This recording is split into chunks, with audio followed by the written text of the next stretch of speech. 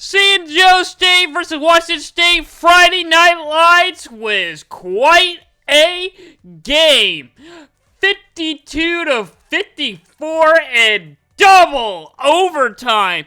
Boy, was that a game.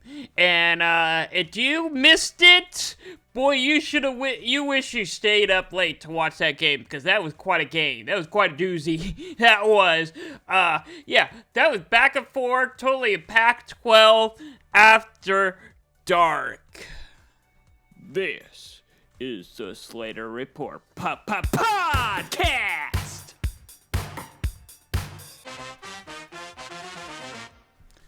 Today's Monday, September 23rd. I'm your host, Braden Slater, and Choklahoma is the title of this week's episode, or it's Florida wins it all. Yeah, it really all depends on. I'm kind of doing a split title of this week's episode, mainly talking about Oklahoma State losing their games, and then Florida and Florida State winning their games unexpectedly. Wow. But let's get started with Tennessee versus Oklahoma, because it was our game of the week, and boy, was it a good one.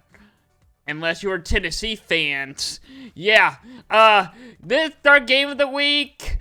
Tennessee won 25-15. It was a good game. It really was. And besides the 3 turnovers by Oklahoma, they probably had a chance to actually win this game. Let's look at the total stats. Tennessee had 345 yards, 194 in rushing, or in passing, 151 in rushing. Had a lot of penalties in that game. And Oklahoma did first 2 turnovers in that game. Yeah, they really got to Nico in that one. But, Jackson Arnold, I'll get to him in just a minute. But, mainly it's been the off the line has been the struggling point in Oklahoma this year. That defense is solid. I mean, I've never seen a defense play as good as that one. Brett Venables doing a good job. Definitely a Brett Venables defense right there. But that offense, oh boy, needs work. So Jackson Arnold with no help with his 3 turnovers. And they only had 36 yards in rushing. But I got some big news coming out of Tennessee for you. Actually, this is before the game actually started. But starting next season, they're going to be adding a 10% fee to ticket sales so they can fund their NIL deals for their players. Now, I gotta say, why is it always about NIL? I mean, seriously. Can you you're in the SEC. You should have the money for funding. Why do you have to hurt the fans? Now you're hurting fans now for the NIL. Tickets prices are already so expensive in the SEC.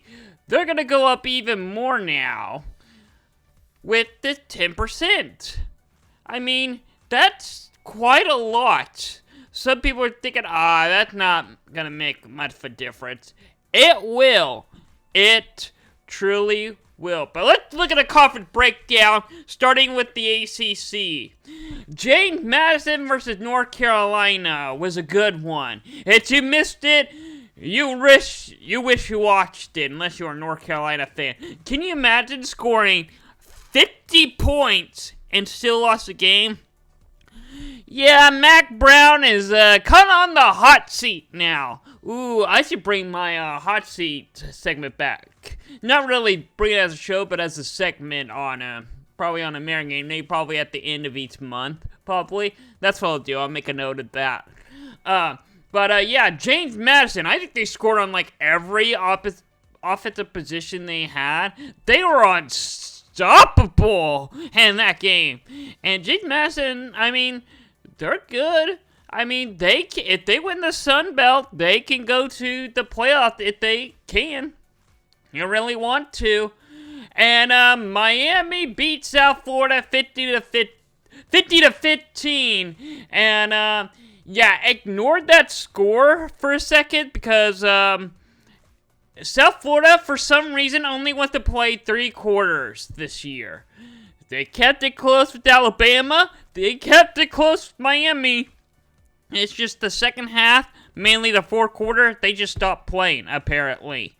Yeah, I don't know why that's happening, but yeah, that's just what it is. All right, moving on to the next ACC game. Georgia Tech versus Louisville. That was a good one.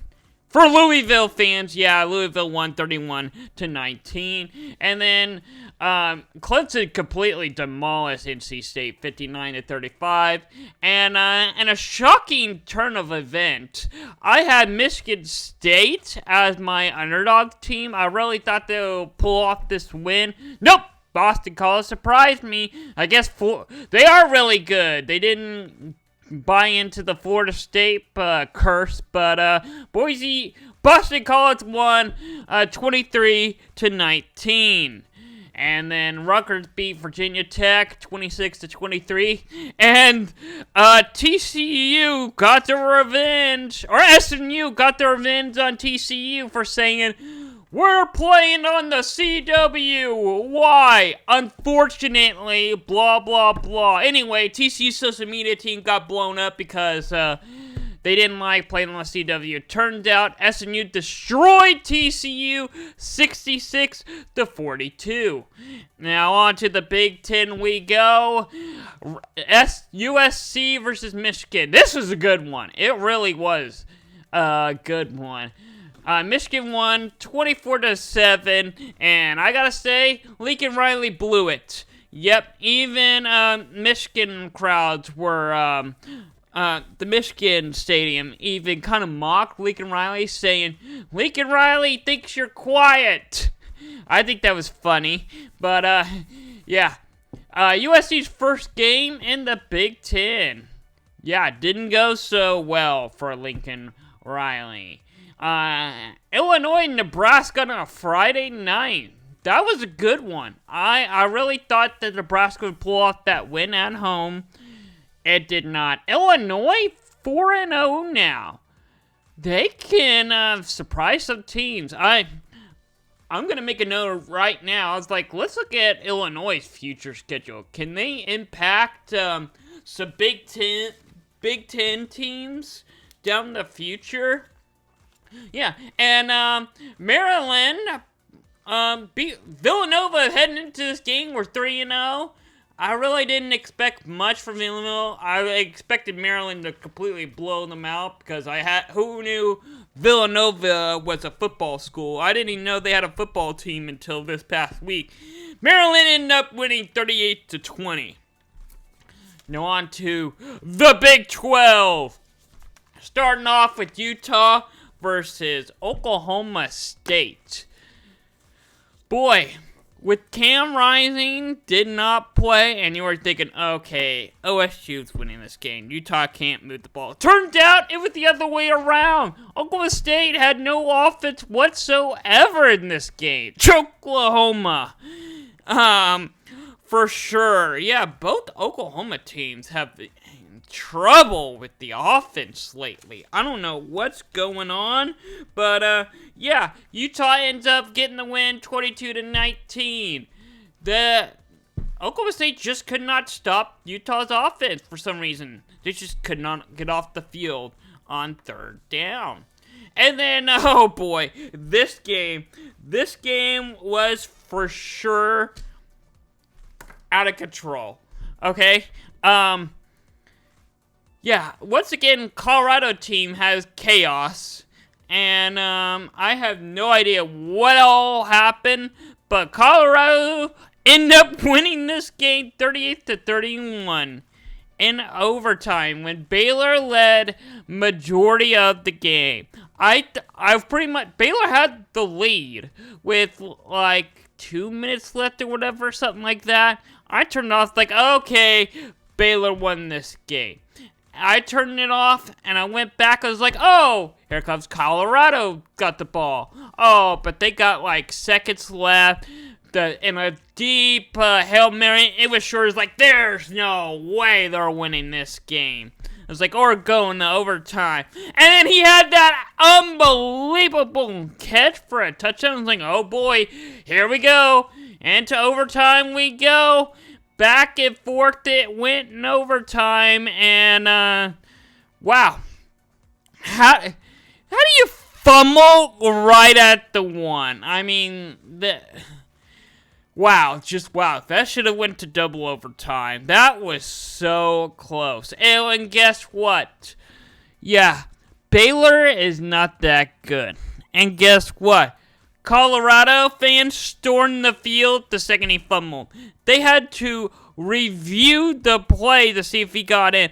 Imagine those fans storming the field before the game ended, and like the officials are spending like a good 5 to 6 minutes reviewing it, and then like it was close. It was close. I mean, imagine if it was a touchdown and you gotta send everyone back to the field, or back to the stands, because Baylor's gotta kick an extra point to send it to double overtime. But again, I mean, I agree with it that he was short. We fumbled the ball into the end zone, blah, blah, blah, Colorado won.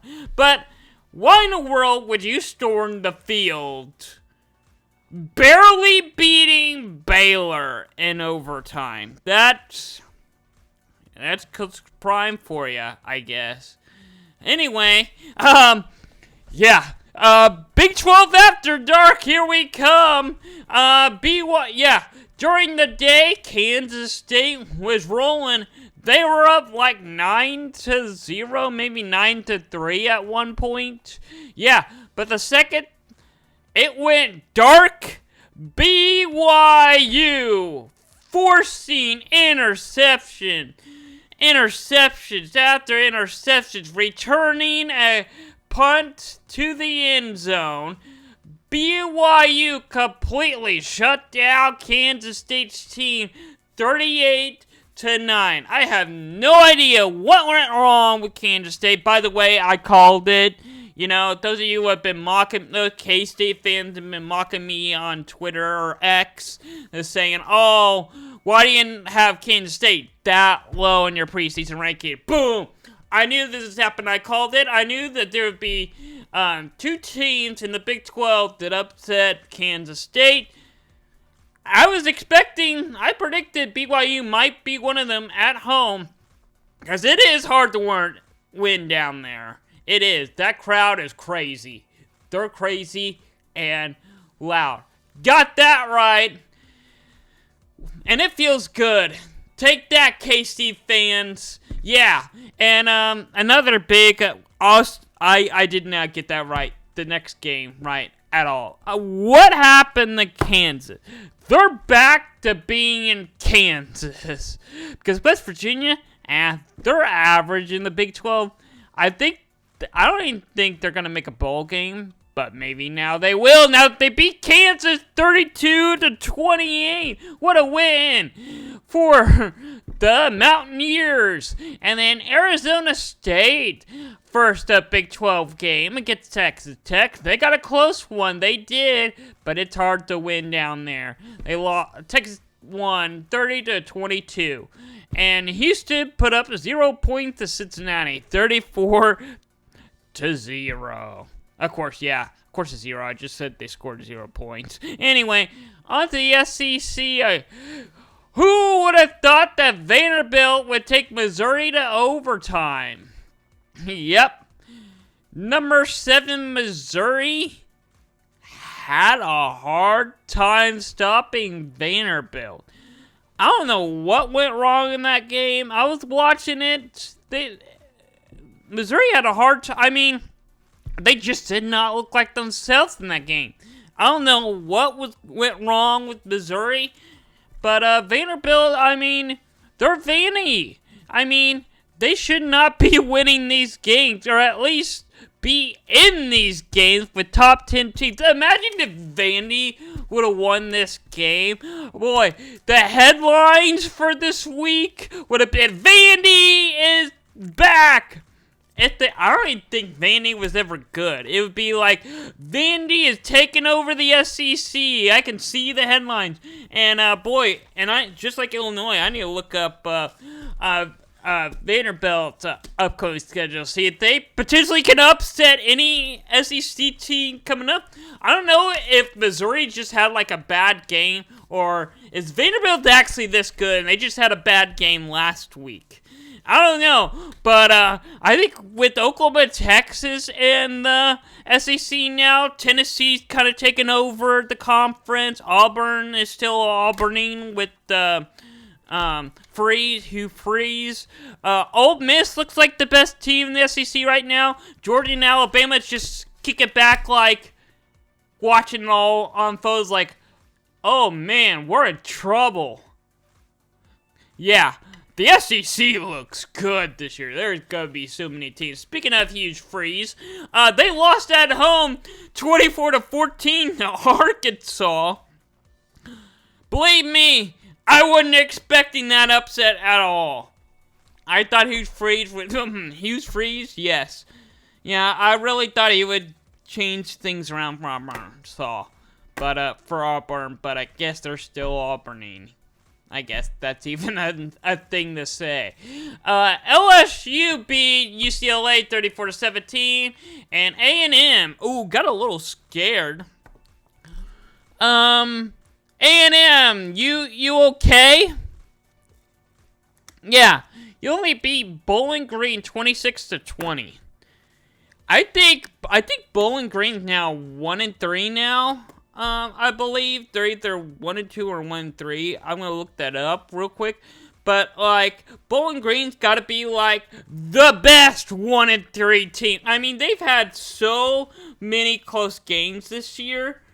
I mean, yeah, they're 1-2. They won their first game, 41-17.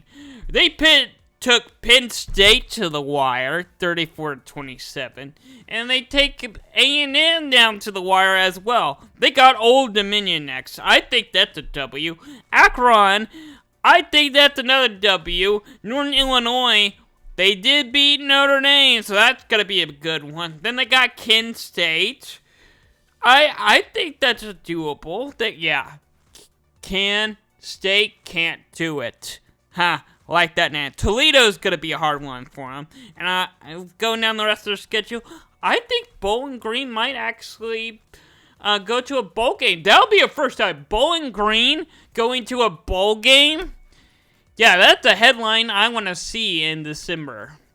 For sure. Speaking of Notre Dame losing to Northern Illinois, how did they do against Miami, Ohio? Well, they won 28-3. It wasn't impressive. It wasn't as big as wins I thought they would do, but they did get the win. And then now let's look at the Florida teams. Yeah, Florida completely dominated Mississippi State 45-28. Finally, hallelujah, Florida gets a win. And also, Florida State finally gets a win as well, but close. It was a lot closer than I thought it was. Can you imagine going in this game? Cal, 3-0. Florida State, 0-3. And Florida State is the favorite. And they did winning the game 14-9. Can you believe that? I mean, California played them close. I mean, for sure. I need to make a note now. Illinois, Vanderbilt, California. I need to look at some of these Cinderella teams. Ooh, I need to do a Cinderella segment on American Game. Maybe I should do a Cinderella story. Cause not like my full video like I always do, but maybe I should make it like a weekly segment, kind of change my group of 5 kind of thing, trying to just into like maybe some lower power 4 teams coming in, making an upset. I don't know. I'm making a note of that right now. That's why I miss doing this Slater podcast a lot, because sometimes my best ideas is just rambling on and talking. Coming up with ideas on the spot. And I haven't had any good ideas in a while. So yeah, I'm making good notes, and I think American Game Day this Saturday is going to be a big one. I have a full page, almost 2 full pages of things to talk about, and it's only Monday. So, yeah, it's gonna be a good one Saturday. We'll talk more about that later, but Northern Illinois gets upset to Buffalo 23-20, and Navy pulls up a big upset over Memphis 56-44. Well, there goes Memphis' chance to win the American Conference to go to the playoffs. Yep, Memphis is eliminated from the playoffs today. Or I guess it was Saturday. But yeah, they are eliminated from the playoffs. So take them out. Boop, boop, boop. Alright, now time for an Iowa point update. I think this might be the last time I do this segment now. I would do it as a joke last year, but I might have to pick a different team. So, yeah, Iowa beats Minnesota 31-14, and, yeah, they've now hit 128 points. They scored more points this year, and we're only 4 weeks into the year than they scored last year. So, yeah. Need to make a note to saying I need to find another terrible offensive team with great defense that loves the punt. Maybe that'll be Oklahoma, but we'll see. I'll talk about Oklahoma here in a minute. But, yeah, got some pick'em to talk about. Yeah. Let's take a look at my pickup for this week. And I gotta say, woo! I finally did it. I went 8-2 this week with 42 points. On 25 for 15 overall in the season with 141 points. My total combined points for Tennessee versus Oklahoma was 66, and it was 40. I really thought the offense would show up. It was a defensive game. I was impressed by the defense on both sides. And I can't believe that I had a great week. And then look at the how I did in the spread. And this is why I don't bet the money line. I don't. I'm really good at picking who's going to win the games, but I'm really terrible at picking who's going to cover. 5 for 5. 19 for 21. I mean, I still got a chance to turn this around. I mean, it just take 1 week for me to take over. But I was actually closer with... No, I wasn't closer with my total point. I guess 57. I went slightly down. Maybe I need to do a bigger range on my total point combined thing for the game of the week. But yeah, I really need to start doing better in the spread. But, hey, last week I said I'm going to really focus in on my pick-up this week. I really need to do a good job, and I did. I mean, 8-2 last week. I'll take it. I think that's one of the best I've ever done in pick-up. I don't think I've ever had a perfect, but getting 8 wins, I mean... I've probably done it before, but it's been a long time since I did it. I maybe done it once last year. That's probably the only time this year I'll see an 8-2. And that in the spread, I hope that I need to start getting some wins with the spread. Anyway, let's look at overrated and underrated time. Boy, do I got some good one to talk about. Who is overrated this week? K-State. They're 3-1, and they just completely fell apart when the sun went down, and Pac-12, Big 12, after dark completely took over the game. You're on the road with a decent lead. I mean, you had full control, and then all of a sudden, BYU just completely took over the game. What happened to Kansas State? I want to say this. I'm going to say it again. I called it. I knew they are going to be overrated, and they are. K-State is so overrated, it's hilarious. I don't know how in the world that they are still in the Big 12. They should have just joined a group of 5 team now, and they're not that bad. But, yeah. I don't see Kansas State going to the Big 12 championship game. It's very likely going to be Utah versus Oklahoma State. I'm not even sure about Oklahoma State anymore, the way they played off in that game. All I know is Utah, even with their backup quarterback, they're in the Big 12 championship game. I don't know who they're going to play. No one seems to be wanting it. But, hey, maybe Vanderbilt wants it in the SEC. They're 2-2. Do not overlook that 2-2 team. They played some tough games. But they took, like I mentioned earlier, number 7 Missouri to overtime. Now, they still lost that game. It would have been better and even funnier if they won, even though I'm kind of cheering for Missouri. But, yeah. I think I'm actually cheering for Vanderbilt the rest of their season. I want to see what kind of upset they'll pull off. I mean, who knows? They might beat the number 1 Texas team. Who knows? I'm pulling up their schedule right now. Who they got coming up? Oh, they got Alabama this next week. Let me put a sock in that. Yeah, they're not beating Alabama. Now they could beat Kentucky. I could see them beat Kentucky. Ball State's next. Oh, they got Texas. Yeah, they aren't winning. Auburn, doable. South Carolina, possibly. LSU, possibly. And then they got Tennessee last. Yeah, they're not beating Tennessee. Nope. Alright, let's look at the NFL real quick. Some NFL headlines. I got a couple for you. The Chargers quarterback Justin Herbert got a high ankle injury in the game in their last game. So not a good look for Jim Harbaugh and the Chargers. Also, and what's going on down in Miami? I mean, last week, Tagovailoa had yet once another concussion like I talked about last week. And then their backup quarterback this week, Skylar Thomas, they said he got a very painful rib injury. Are you kidding me now? I mean, Miami, are you trying to kill your players, your quarterbacks?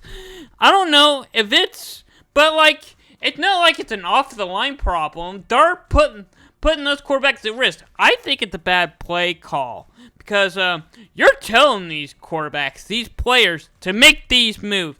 Someone's got to tell them to protect themselves. I mean, come on. No, you're in the NFL. You're pros. You should know better, but someone's got to tell them safety first. Because we like to see you all alive and unhurt. Anyway, Cowboys gets another loss. Chiefs gets helped by the officials. Blah, blah, blah. There's the final score of those games. Let's talk about some real NFL games. Yeah, the Vikings beat the Texans 34-7. Woo! Yeah, I'm not even into the Cowboys or Chiefs. Even though those are the main teams we cover, I'm over them. Bye. Let's talk about the Vikings. Boy, 34-7, and Texas is good. Texans are good. I'll give them credit for that. I mean, it was at home, but good win for the Vikings. And the Eagles get a good win on the road. They struggled some, too, getting into this game, but they found a way to win late.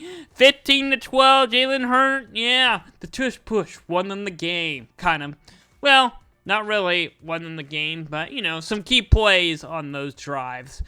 On a short third and short or fourth and short, whatever they were. And, yeah, the Steelers beat the Chargers. Yeah, without a quarterback, it's hard to win games. But Steelers win 20-10. And the Broncos pulls off a surprising upset of the week. 26-7 over the Buccaneers. And then the Jaguars and the Bills tonight at 6:30 on ESPN. The Bills could completely dominate the Jaguars. Not even going to be close at all. A slightly better game. Commanders versus the Bengals at 7:15 tonight. ABC, yeah, ESPN's got a doubleheader. And none of them are even any good. But, are the Bengals actually going to win? They've had some close games. But, are they actually going to finish with the win? I think they could. I think the Bengals will actually win tonight. Although, Commander does have the Heisman winner from LSU, so we'll just see. I think it's going to be a great matchup. I think more people are going to be watching that game over the Bills and the Jaguars. Yeah. All right. Yeah. We're about halfway through the show now. Yeah. 30 minutes in. Yeah, I got a lot to talk about on this show. Yeah, it's been a while since I've done this show, too. But let's look at some college football headlines. Wake Forest is paid Ole Miss that we don't want to play you anymore. We want to look for a new opponent now for next year. We don't even want to play you anymore. We were completely annihilated on our own network, the CW. But, yeah, so, Ole Miss upset. They're like, great, now I have to find a new Power 4 team. Wake Forest. They're like, yeah, let's play Oregon State. I think that's a better replacement. I think Wake Forest still ain't winning that game. It'll be closer, but, I think Oregon State's winning that one. Next up, some more news surrounding the ACC. ACC has been battling Clemson and Florida State the last couple of years. And it's mainly over the off-season, but now at the end-season. Anyway, it's official. Clemson and Florida State have dropped their lawsuit with the ACC. Why? The ACC undisclosed, well, I mean, it's kind of undisclosed. There's something that linked in the deal. But, yeah, the ACC has made an agreement with Clemson and Florida State to keep them in the conference and to drop the lawsuit, like I already mentioned. One of the claims is Clemson and Florida State are getting higher payment, higher money, better money than the rest of the school. So now here we go. This is going to cause more chaos because the other schools in the ACC are going to be like, where's our extra money? And also, Clemson and Florida State, they complain, oh, the ACC is not competitive at all. Well, they're struggling now. So, I'm just sitting back, relaxing, and laughing in their face now. Because they're getting what they asked for. Maybe that's why the real reason maybe this is an excuse. Okay, we'll drop the lawsuit. I don't think it has to do with anything the ACC did. I think it mainly has to do, we're kind of embarrassing ourselves now. Ourselves this year. The ACC is actually being competitive. Alright, Mac Brown. After an embarrassing loss at home to James Madison, 70 points, gave up 70 points, but scored 50 points and still lost the game. Yeah, very embarrassing. Yeah, but, guess what? He asked his players, should I just resign? His players like, we like you, we have confidence in you, and he's like, I gotta learn from my mistakes, learn from the losses, and build back up. He says he's not planning on resigning or retiring anytime soon. So, unless North Carolina wants to fire him, Mac Brown isn't going anywhere. Alright, let's look at our coverage breakdown. Couldn't you believe that, like, Oregon, Washington, UCLA, USC, Arizona, all the old Pac-12 teams are dominating college football right now against conference versus conference? I mean, the old Pac-12 has got 9 wins over other Power 4, Power 5 conferences, and 3 of them are over SEC team. And SEC is tied with first right now with 9. The group of 5 is dominating as well. I guess you could say Washington State and Oregon State are part of the group of 5 as well. Part of the old Pac-12. So, the group of 5 got 8 wins over Power 5. Impressive. The ACC's got 8. The reason why I have the group of 5 over the ACC is because it's a hilarious stat. The Big 12 and the Big 10 tied at 7. And, well, of course, no surprise there. The Pac-12, Washington State and Oregon State got 3 wins.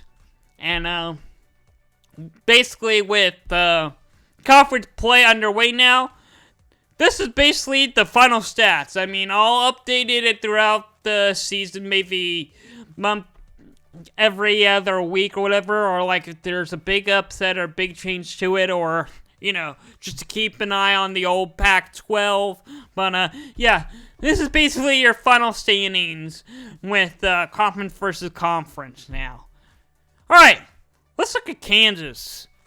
Let's get this over with. Yeah, we already saw that they lost to West Virginia. Blah, blah, blah. There's the final score. Now on to Oklahoma. Alright, here we go. I'm ready to talk about Oklahoma. This is going to be a good one. I've been waiting all day to talk about this on the show. So here we go. I got my notes ready, and let's do this. Alright, starting off. Here's the final score of the game. Tennessee beats Oklahoma 25-15. Oklahoma's first game in the SEC against an SEC opponent. It's at home. Prime time on ABC. College Game Day was down there. All the hype. The media was all for Tennessee, completely blowing out Oklahoma. And I gotta say, I don't think winning by 10 points is a blowout. I think the defense, Oklahoma defense, really surprised everyone. I mean, Tennessee, Nico's got the arm. He really does. He's a great quarterback overall, but Tennessee's main game is the running game. They'll run the ball on you over and over again, and then throw it deep when you least expect it. Tennessee, based on watching that, they only had like 2 or 3 deep play. He only took like 3 shots downfield. Only 2 of them were caught, and they were tackled for no gain. So Oklahoma defense overall did a really good job at shutting down Tennessee's offense. Yeah, Tennessee's lowest amount of points they scored this year. Tennessee's played nobody, but yeah, the best, pretty much predicting the best offense in the SEC, and Oklahoma held them to 25 points. And Oklahoma, if they didn't have those 3 turnovers, would have won. They possibly would have had a chance to win this game. Tennessee also had 2 turnovers in this game. Yeah, one was they were both Nico's fault. Yeah, both. I think all turnovers in this game by both teams were all quarterback's fault. Yeah. Yeah, they were both fumbles, one inside the own 5, but Oklahoma both times just gave it right back to them. Yeah. It was not a good game for Jackson Arnold. Yeah. Benched late in the second quarter. Passed at 44%. Got 54 yards. Ooh, not good. Especially when you're the lead rusher. He only got sacked once, which is, I gotta say, not bad considering how bad his offensive line is. But he's also got that 1 interception. Questionable interception, like. There are 3 defenders right there. And it was like a Hail Mary pass. Why in the world would you throw that up there? I'd rather him just take off and run or throw it away or something. Just take the sack. Anything better than whatever that was. But Michael Hawkins Jr. comes in, replaces Arnold. Do have some breaking news at the time of this recording that he's actually going to be starting against the game next week on the road versus Auburn.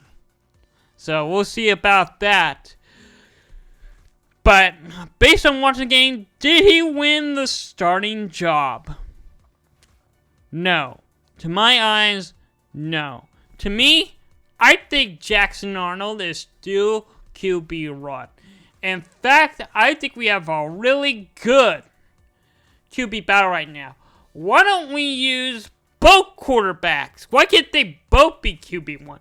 Let's both test them in the Auburn game. Play them both. Confuse the defense. I mean, Auburn's a really good scrimmage game to use this option for. Two really good quarterbacks. I mean, threat quarterbacks. I mean, multi-threat. I mean, they can throw the ball deep. They got the legs. I mean, look at... he wasn't in the game that long, but 61% passing. 132 yards. He got sacked twice, but he's got that one touchdown.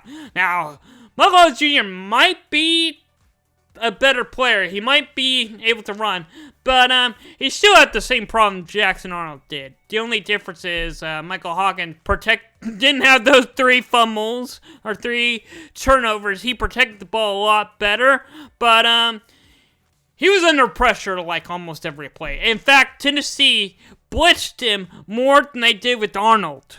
So, my question here is, Oklahoma needs to fix the offensive line in the running game before they figure out what to do with the quarterback. Because no matter how great the quarterback is, they're not going to have any success with that offensive line. Because they're both running for their lives. Here's my game notes. Yeah, the change in quarterback, 3 turnovers, blah, blah, blah. Just went deep into that offense. But the defense, the fewest points Tennessee scored this year. Yeah, forcing 2 turnovers. Wow. I mean, I basically already went over the game notes already. I don't even know why I'm even showing this graphic again. I guess a quick summary of everything I just talked about. But yeah, boy, was that a game. Alright, and for some reason my thing wanted to glitch. Yeah, at the playoffs, I'll get to that in a second. I'll talk about OSU. Yeah, Oklahoma State. And for some reason it still wasn't a glitch. Yeah. I don't know why it brought this game back up. Yeah, my graphics are a little glitchy right now. I'm trying to get it back up. Give me a second. I don't know where that graphic went. Get it pulled back out. There we go. Alright. Yep. Here is the game. Oklahoma State lost. Yeah. Had no rhythm at all. I don't even know what to say. Because all Oklahoma State has is Ollie Gordon. When that's all you have is one player, especially at running back, the your opponent's defense, knows who's getting the ball and where he's going, pretty much. Yeah. If you figure out how to stop Ollie Gordon, you could beat Oklahoma State. That's exactly what Utah did. I mean, Utah beat them 22-19. And, Oklahoma State got no passing game at all. His passes is inaccurate. I just do not know. I don't know how Mike Gundy does this. He seriously has, like, the worst quarterback. He even, like, had his own son transfer at the quarterback position to another team. I mean, Mike Gundy, you're a quarterback. You're a quarterback coach. You even let your own son transfer out there, and like your main position is quarterback, and that's the main area you're struggling with right now, you're lucky you have Ollie Gordon. If you didn't, you're in real trouble in the Big 12. But that defense, I mean, forcing 3 turnovers. And, I'll take that. That's a win.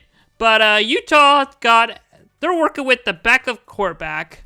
And they all said, oh, for sure.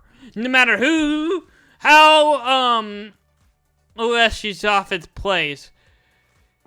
If Utah's backup quarterback starting, Utah's not winning. The fact that they won without Cam Rising tells you Mike Gundy's got a lot of work to do. I mean, all OSU has is special teams. Not a good look. Not a good look for OSU right now. Especially when they still have a shot to win the Big 12 and go to the playoffs. Yeah, let's look at Tulsa real quick. They played Louisiana Tech. They got the win in overtime, 23-20. Well, about time a team in Oklahoma. Yeah, when both Oklahoma teams go down, you can count on Tulsa to get the win and boost my confidence back up. Here we go. What a win for Tulsa. I think they're 2-1 now. I think they got a winning record now. I could pull it up real quick. But, yeah. What a win for Tulsa. Now, I'm not saying they're going to win the American Conference, but, hey, that win on the road, yeah, Tulsa 2-2. Forgot. Oh, yeah, they lost OSU.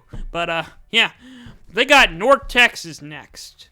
North Texas is 3-1. They have a shot at the American Conference. And if Tulsa can win that game, I'll talk more about that American game day, but, yeah, Tulsa's got a good game coming up on Saturday, and I am looking forward to it. That's going to be that might be Tulsa's biggest game of the year. I mean, they got South Florida at the end and then FAU, but yeah, Tulsa's in it now.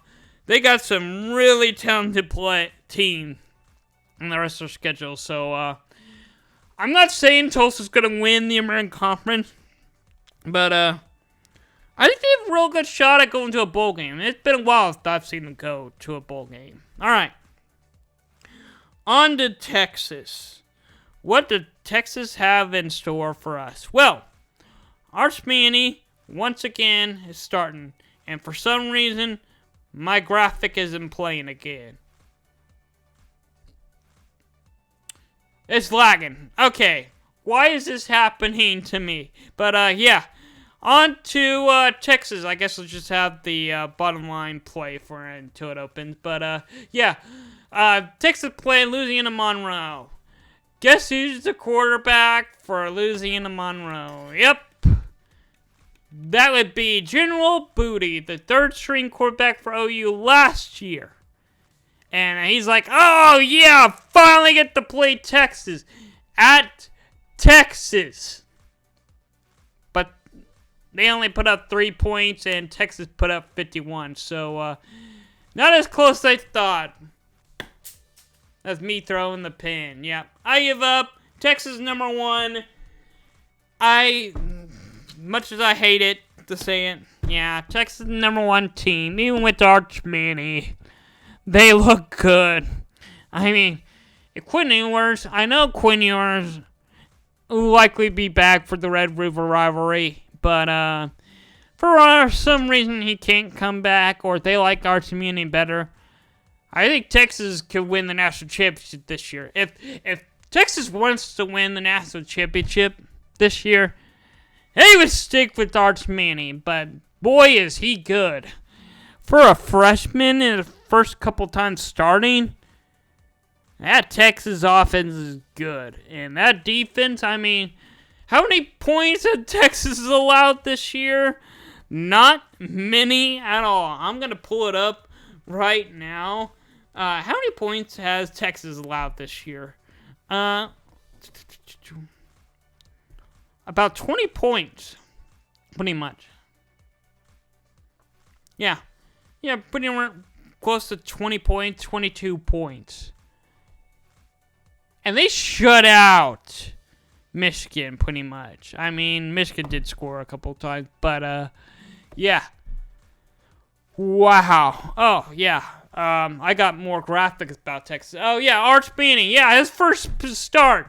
Passed at 52%, 258 yards. He only got sacked once. Got 2 interceptions. Now, he does have that 2 interceptions, but Quinn Ewers also throwing interceptions like crazy, too. Thing notes, Manning, I mean, all he needs to do is protect the ball. Obvious, he's a young quarterback. We know he needs to protect the ball. The defense only allowed 57 yards in rushing and only allowed 3 points. 3 points. Sorry, I had to pick up my pen that I threw. Because I'm making notes as I go along. But, yeah. Well, I don't know. I don't have anything much negative to say about Texas. I mean, they do have those 2 turnovers, the 2 interceptions, but when you have a defense good as that, putting up 51 points, and you haven't had any problems. But wait, Texas hasn't played anybody yet. So yeah, I'm gonna pull up Texas' schedule right now. Yeah, who does Texas have in their schedule? Well, to me, they haven't played anybody yet. Yeah, they played Michigan, but also they completely destroyed them. Michigan doesn't count, blah, blah, blah. They're a bunch of cheaters. Mississippi State, oh boy. That's going to be a good one. Last time, they played the head coach of Mississippi State when he was the offensive coordinator at Oklahoma. Texas lost. Going to be a good one. Then they got Oklahoma next. Then Georgia. And Vanderbilt, and they're probably thinking, oh, Vanderbilt, that ain't bad. Vanderbilt is surprisingly looking good this year. I don't know how. Then they got Florida. Okay, doable. But, Florida's on the rise right now. Arkansas is on the rise. Kentucky, on the rise, kind of. And then, A&M. Of course, their last game of the year, A&M, boom, easy win for them. Easy win. No, do I have another graphic? Oh, yeah. Yeah, so when is Quinn Ewers expect to return? Well, he's questionable about Mississippi State. I gotta say, I think he's gonna sit out. I think they want him because Mississippi State's not that good at all. So, the best bet is have him sit out that game, get him healthy as possible. And I think for sure we'll see him in the Red River rivalry. Yeah. I know that graphic says could return. I would change it to will return on October 12th versus Oklahoma in the Red River rivalry. All right. Let's look at my rankings. Yeah, I'm over 50 minutes now. I'm about to go an hour-long show. Wow. Been a while since I've done an hour-long show. But yeah, here's a look at my rankings and AP rankings. Side-by-side comparison. Hey, I had Texas number 1, and I am biased Oklahoma, so me putting at Texas is really hard for me to do. And I'm honest with my rankings, so I know some of you are all like, well, why do you have Oklahoma at 11? But I do have Tennessee ahead of them. I mean, we still have a lot to learn about these teams. But one key thing is, I got James Madison in Illinois ranked now. Ohio State, I mean, it's between Ohio State and Georgia right now. Ole Miss, I think, could potentially jump up to number 2. Ole Miss, I mean, I'll take a look at who they play their first SEC game, see how they do. Oregon, got to see some more offense from them, more beat down. Miami looks to be a for real team in the ACC.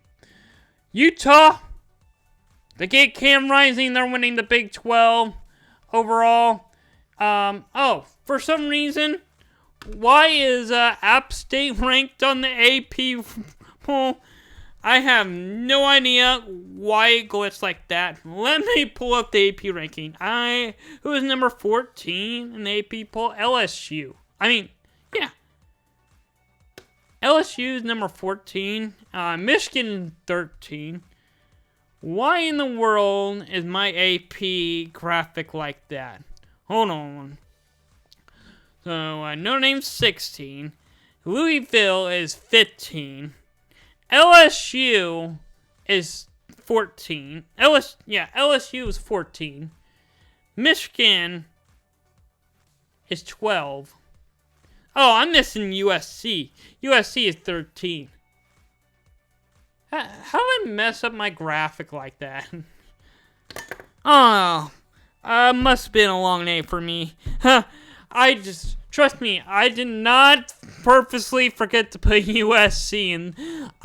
What is it? Monday afternoon now, and I've had this graphic up since Sunday morning or Sunday afternoon. Yeah, it was 1 o'clock when the AP ranking come out, and I just now noticed that it's the wrong graphic. I think I might keep it like that. I mean, it's up. There's no need to change it. I think maybe I should just take it down. I don't know. Maybe I should make a note. Yeah, I'll make a note to talk about. But anyway, yeah. Now, I'm going to take this off. Let's mainly focus on the playoff. What does the AP have in store for the playoff this year? I'm done with this show. I'm done. What a show this was. Boise State versus Georgia. Got to be a good game for sure. Georgia winning. Oregon versus Ole Miss. Yeah. Ole Miss is winning. Missouri versus Alabama. Alabama winning. Tennessee beating Penn State. You throw Penn State at anyone, they're losing. No, I'm kidding. You throw Tennessee at anyone, they're winning that game. And Michigan and USC is just out. Oh, of course I get USC in there this time. I leave them out in the main ranking, but in the playoff bracket, I somehow put them in. I don't know what is wrong with me, but yeah. I'm going just over an hour. I actually have a couple more segments left, but I think I want to wrap this up real quick. Now go ahead and do it. It's a fun segment. I haven't done it yet this year. Time for fan content. Week 4 is my first time doing this segment. Yeah, there's no way I'm throwing this segment out. Anyway, yeah. Throwing shade at the CW. Yeah. The CW's got a ruling list, and it looks like it's something from the 80s. Their background, the dude looked like he's from the 80s, and what kind of name is that? What is wrong with this picture? And this is why I like the CW. Come on, TCU. Why are you hating on this? And a good sign at game day. Rocky Top, more like Rocky Flop. Boomer Sooner. Well, too bad you lost. And then, North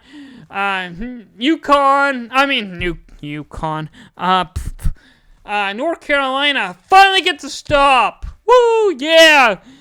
We're finally having a chance to win this game. And then James Madison gets a pick 6. Hilarious.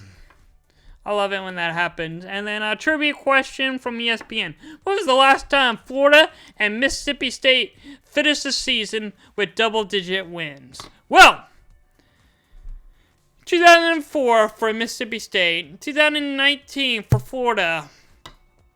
They are both under their last head coach, Dan Mullen, who is now a ESPN analyst for ESPN.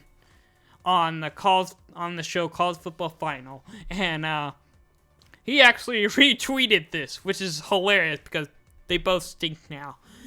And then here's another good one from the Good Time Game Day. In Norman, they're eating the dogs. Too bad they lost. Yeah. Here's the good one I love seeing.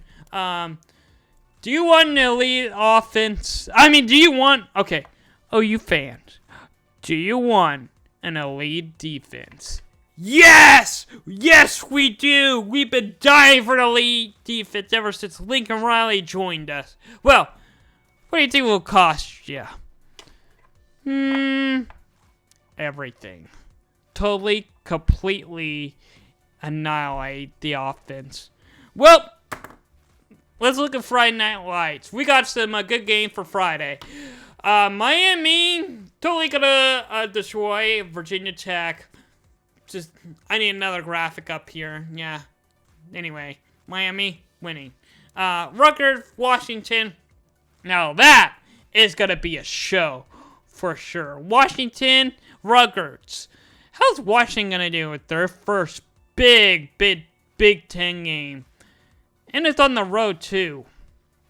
We'll just have to wait and find out. Friday, 7 o'clock on Fox.